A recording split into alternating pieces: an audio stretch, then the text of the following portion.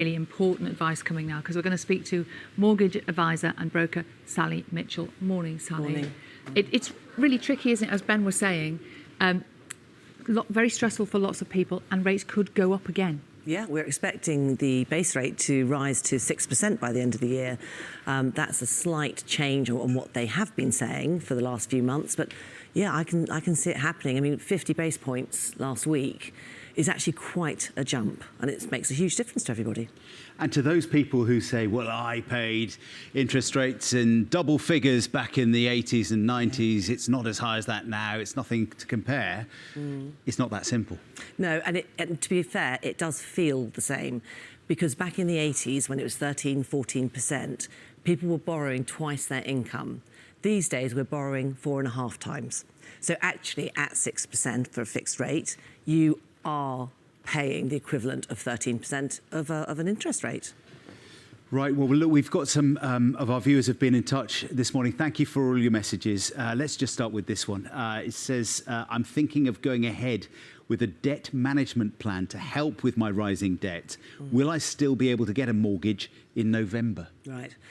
First of all, well done for admitting that there's an issue. It's the hardest thing to do. You know, we have a lot of shame around money and if you can't repay what you feel you should be doing. So that's fantastic. There are lenders who will help you if you have any sort of adverse in your history. But like everything in life, you pay for the privilege. So you can expect to pay a higher rate than anybody else who doesn't have that adverse credit history. So for being honest and asking for help now, you pay the price later, Yes. which is the last thing that they're going to want to hear. Yeah. I know. Got another question here. My fixed rate is up for renewal in October. Do I need to start looking around now? Yes. Right, okay. Yes. It takes that long. Yeah, it can do. And you just need to have the most choice available. We contact clients 6 months before the end of their rate. And at that point, you know, we make sure all their ducks are in a row. They know what they want to do, what they need to do. We've advised them. And also with everything changing, you really want to lock into a rate as soon as possible, knowing that if things improve, you can change. And if things get worse, then at least you've got the very best deal that you possibly could. So don't put your head in the sand. Please, please, please talk to a broker.